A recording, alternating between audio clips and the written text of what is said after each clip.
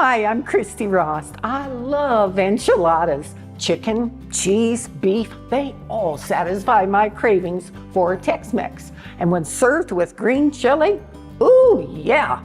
Today I'm making chicken enchiladas with a creamy Hatch green chili sauce. Welcome to At Home with Christy Rost.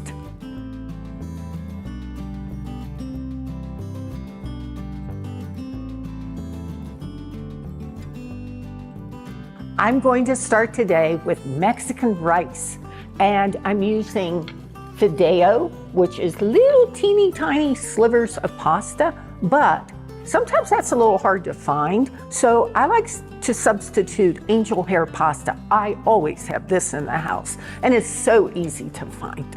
So I have preheated my Analon X saucepan. I'm going to add in about 2 tablespoons of canola oil. And I take my fideo, or in this case, angel hair pasta, and I just break it off into about 3/4 inch length pieces. Doesn't really matter, it doesn't have to be exact. Break this because I'm going to toast this in this hot oil just until it gets a light brown. It's gonna add a really extra element of flavor to the rice. So I'll turn up my heat a bit. You do have to kind of keep an eye on it because it doesn't seem to do anything at all, and then all of a sudden it browns. And if it browns too quickly, it can burn. Then you have to toss it away, start all over. So, oh, here's a piece. I'll stick this in here too. There we go. And while that is starting to cook, let me tell you, I also roasted an ear of corn. I did this in the oven under my broiler. It takes about 10 minutes. You just take your tongs and just turn it every now and then so that you get a nice browning and a little bit of black in the ear of corn. And then take a knife, just peel it on down, and you end up with a nice bowl full of this roasted corn. I also did the same thing with a poblano pepper. I'm keeping an eye on this fideo. Let me just give this a stir. It's already starting to brown. Okay, I did the same thing with a poblano pepper. Poblano pepper is milder than a Hatch chili pepper, which is why I'm using it in the rice. Okay, we're gonna stop right here because this has gotten nice and brown. Let me show this to you. Look at this. See how pretty that is? And it only took a very couple of minutes. Now we'll go back to the poblano in a minute. I'm going to add in some onion. And I'm going to add in a cup of long grain rice and add those in and stir quickly to get that fideo mixed in. And this is going to start to soften the onion. And you just want to cook this for about 1 to 2 minutes until the onion gets nice and soft.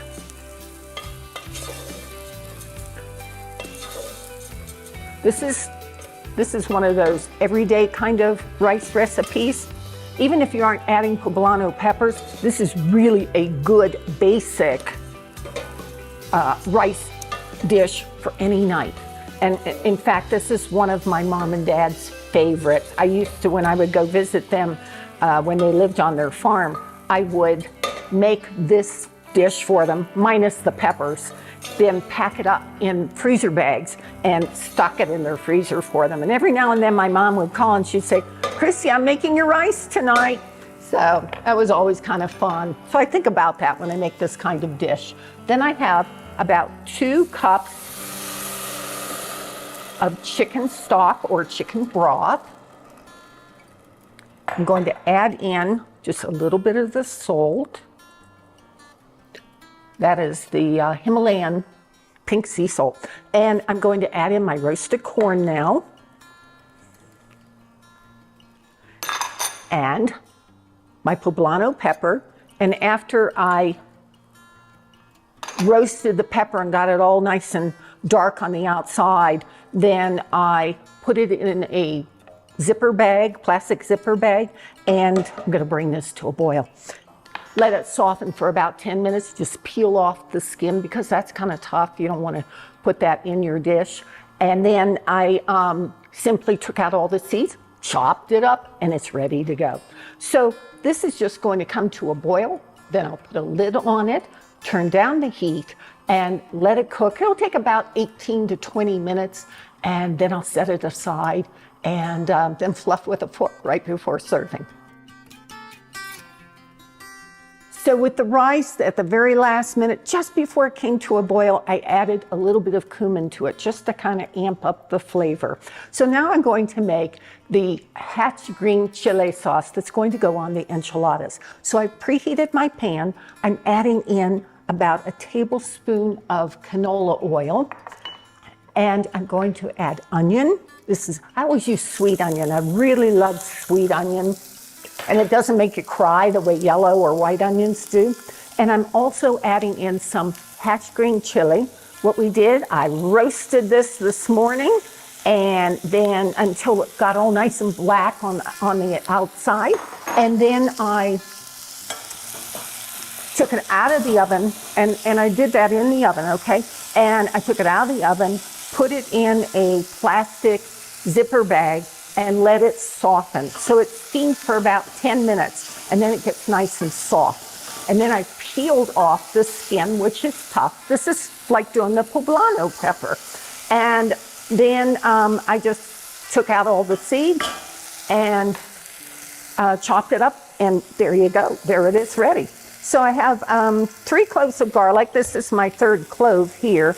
And just smash it down. So you just want to saute your onion and peppers for about 2 minutes, just until that all softens, which gives plenty of time to do the garlic. Okay, there we go. So let's give this a quick stir again. Well, you know, if I don't have some Tex-Mex food about once a month, I'm just not a happy girl. So this is a really not a difficult recipe at all. It's easy to put together, and it really satisfies my cravings. And while I'm making this, the rice is cooking. I brought it to a boil, and then I turned it down, and I just put the lid on, and I'm letting it cook real slowly. So I add in all my chopped garlic. And know that garlic burns rather quickly, so you always want to add that in at the end. Then give it a good stir and keep stirring until you can really smell all that beautiful flavors coming through. There we go. Now, I'm going to add in some chicken broth or chicken stock.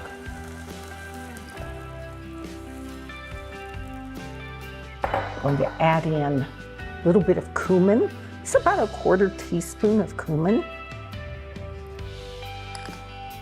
And some oregano. I have a teaspoon of oregano here. And I always like to rub it between my hands to help release the flavor. Turning up the heat because I'm going to bring this to a boil. I'm going to let this cook for a little while until everything gets soft and all of the flavors meld together. Then we'll come back. I'm going to use an immersion blender and puree all of this, and it turns into a wonderful base for my sauce. So add just a tiny bit of salt to this. This is pink Himalayan sea salt from Salt Seasons.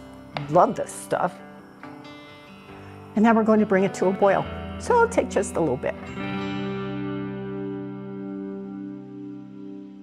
So this base has simmered for about 10 minutes. Everything's nicely infused all through here. I'm going to stir in some chopped cilantro and just give that a quick stir. And then I'm going to use an immersion blender. And what I want to do is completely puree this until it's nice and smooth. Now, if you don't have an immersion blender, the other thing you can do is you can puree this in a blender. But here's a word of caution. never blend in a blender hot liquids because it builds up pressure, the top can explode, and you can get a serious burn. So always bring the mixture to lukewarm before you put it into a blender. Don't ever forget that. But I want to blend this until it's totally pureed. This blender is great though, this handheld blender, because I can adjust the heat, the speed just based on how much pressure I put on the little trigger there. This is fun, I have to say. I'm having a great time doing this. I love watching something that I've prepared transition into something else with the use of a great tool. It's really pretty. And you can make it as thick and fully blended as you want, emulsified. If you like a little bit of chunk in yours, you can blend just a little less. I'm just going to take off this part and finish this up. This is so fun. Got to get my hand here, get it just right. There we go. Now in a deeper pot, that's probably a little easier, but this pot is a little shallower, but it'll be easier for you to see what's happening. There we go. Love it. All right. So then I'm going to add in some heavy cream. I have about a cup.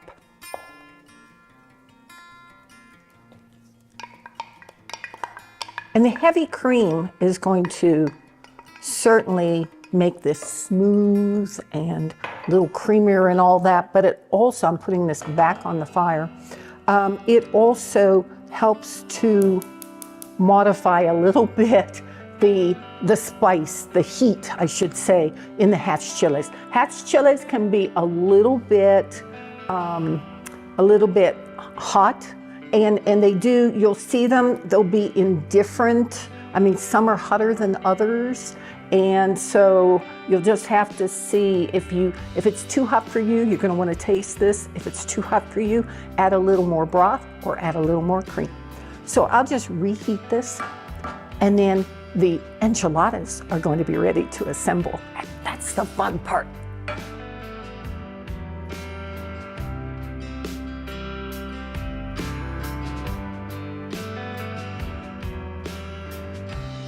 So now I get to put the enchiladas together. I preheated a large skillet. I'm adding just a little bit of canola oil to it, and I put in corn tortillas. Corn tortillas kind of break apart unless you add just a little bit of time in a hot skillet with a bit of oil, just like that. And then go through every one. And every now and then you'll need to add just a little more oil to the pan. And this just softens them up so they're real easy to work with. And I put them on paper towel to drain. So I'll add just a little more oil. Here I'm in Breckenridge, Colorado, and up here there's some great Mexican restaurants, and I love fajitas, I love all those things, but boy, when I can have some really great enchiladas, that's what I love.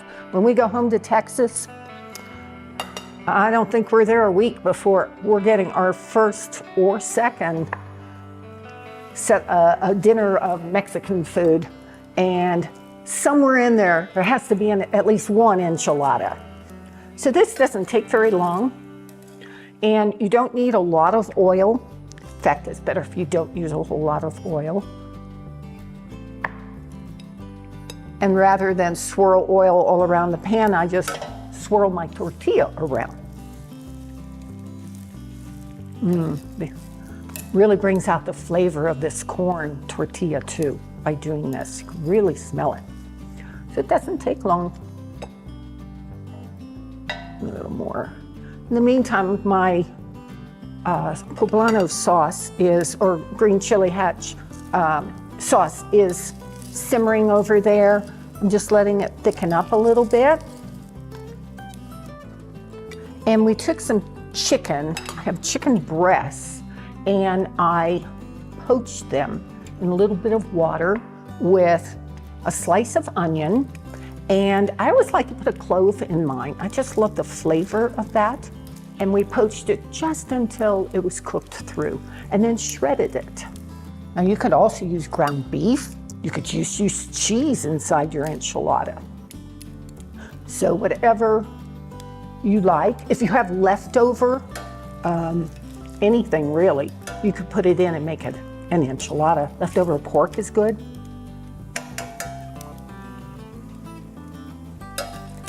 And we got maybe 2 more there. This one kind of split in the middle, but that's okay, we can make it work. This one did too. We'll make it work too. Once you roll them up, it won't matter at all. Alrighty, so I can turn this off. So now I get to make my enchiladas. I take a corn tortilla, I add some shredded chicken to this, a little bit of onion, some shredded cheese. This is baby cheddar. And I just roll it up tightly and place it in the casserole dish, seam side down. And I just continue on with this process, just like this. Onion, cheese. This is really the most fun part of all, is filling these. Roll it up and place it in the casserole dish. And my rice is done. I checked it a little bit ago. It looks absolutely amazing. I can hardly wait to taste that. I've always loved rice, I always have. I actually was a foreign exchange student to Japan back when I was in high school. I realized then how much I really loved rice because it was served at every single meal. I think I came back about 30 pounds heavier just because I ate so much rice. I don't think I've ever weighed as much as I did when I got back from that trip because I ate a lot of rice. But now I love to do different things with rice, like adding the roasted corn and the roasted poblanos. Oh, so yummy. So I preheated my oven to 375, and I'm going to cover this when I bake it and bake for about, I'd say about 40 to 45 minutes. You want to make sure it's hot all the way through. More chicken, more onion, more cheese. Monterey Jack cheese is also very good in this. And some people like to mix. You'll find in the grocery store they have Mexican cheese blends. You can do that.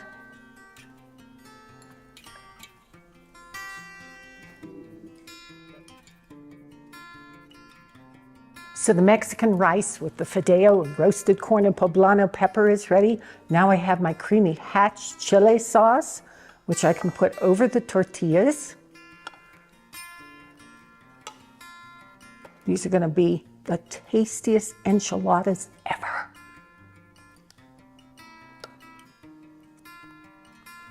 Beautiful, beautiful, beautiful. And there's plenty of sauce here because everybody likes lots of sauce with their enchiladas. And I have this gorgeous bakeware here from Peugeot Saveur. French bakeware for a Mexican dish. How about that? Talk about international cooking. Alrighty. I'll save a little extra sauce. Sometimes people like just a little extra. Then I add some cheese just to garnish this, which will melt beautifully. If you don't have enough already shredded, then take your microplane, just add a little more. You can even do 2 types of cheese, which is what I'm doing here. And this is ready for the oven. Thanks for joining me today on At Home with Christy Rost, where great food, beautiful wines, and hospitality are a tradition. I'd love to hear from you, so please connect with me on my Instagram and Facebook pages. And be sure to visit my website, ChristyRost.com.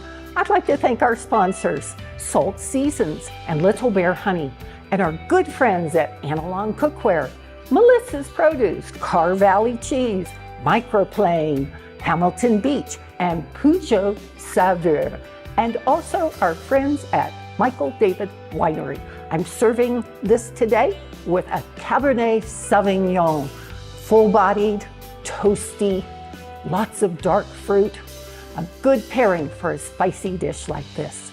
See you next time.